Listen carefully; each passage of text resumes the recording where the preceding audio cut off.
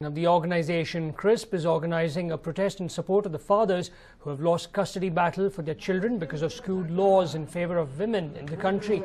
The organization says that on Father's Day, they want to highlight the plight of men with regards to this. The organizers of the protest say that the divorce rates in the city have more than doubled, especially among the urban middle class, and that most of the men have lost custody of their children over prolonged custody battles.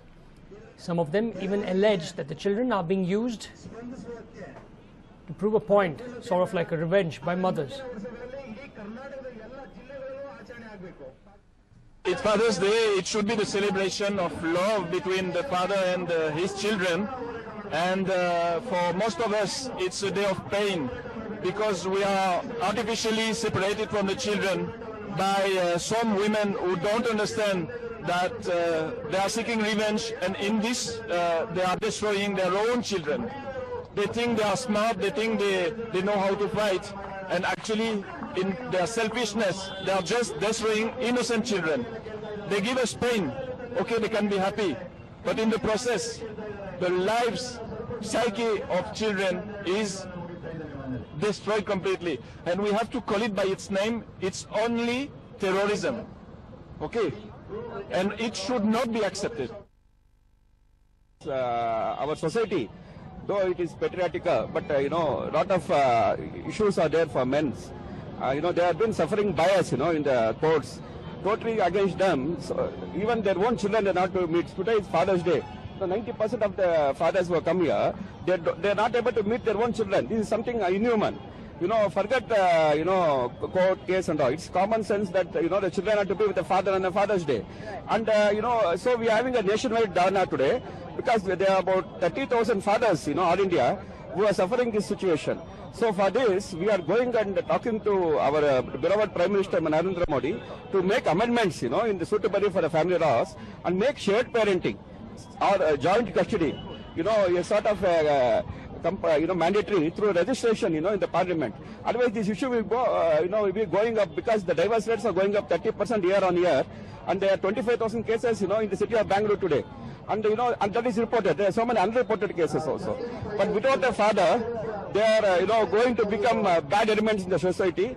They can become a drug addict, they can run away from the house, they can, be a dropout or teenage pregnancy for the girls. All this has to be stopped. After all, one father is better than 100 teachers. Without a father, the society can't run.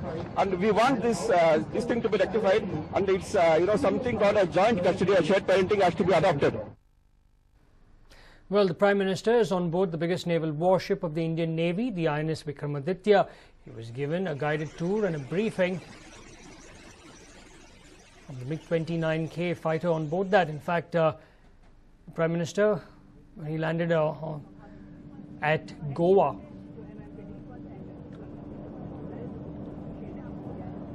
at the INS Hansa, the Indian Naval Air Base,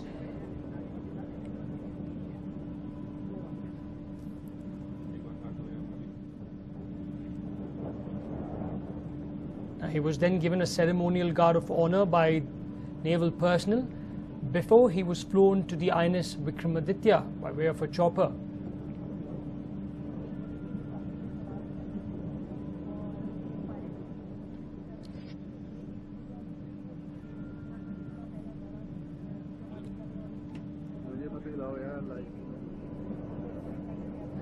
In fact, when he landed in Goa, he was received by Navy Chief Admiral R.K. Dovan, when he received a ceremonial guard of honor. Now he will witness air power demonstrations by various naval aircraft, including the MiG-29K. There will also be demonstrations by the Sea Harrier jump jets, the P-8I long-range maritime patrol and anti-submarine warfare aircraft, the Tupolev 142M, the Ilyushin 38SD, Dorniers, Kamov and Sea King helicopters will also demonstrate their capabilities. Now, Modi will also watch high-speed maneuvers by the Western Fleet ships, including aircraft carrier INS Virat and other destroyers and frigates. The Prime Minister will witness takeoff and arrestor wire landing operations and also high-speed, low-level operations of the MiG-29K. Now, the INS Vikramaditya, procured from Russia, is one of the newest acquisitions of the Indian Navy. It was commissioned last November by then Defence Minister A.K. Antony at Russia's Sevmash shipyard.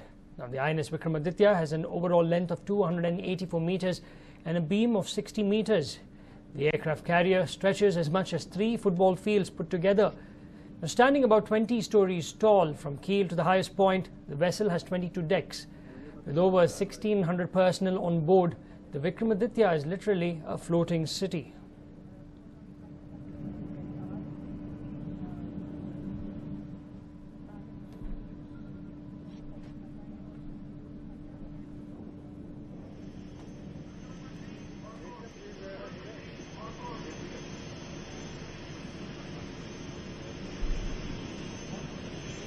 In fact, there you can see on the left of your television screen when he landed on board the INS Vikramaditya, India's latest acquisition from Russia. It was formerly known as the Admiral Gorshkov. And on the right of your television screen, you can see him climbing onto the MiG-29 fighter aircraft. Now, the Indian Air Force also uses a MiG-29. This is the naval variant of the Air Force's MiG-29, known as the MiG-29K. There you can see a naval aviator helping Prime Minister Narendra Modi get into the cockpit of the MiG-29K and also explain to him the capabilities of this particular fighter aircraft.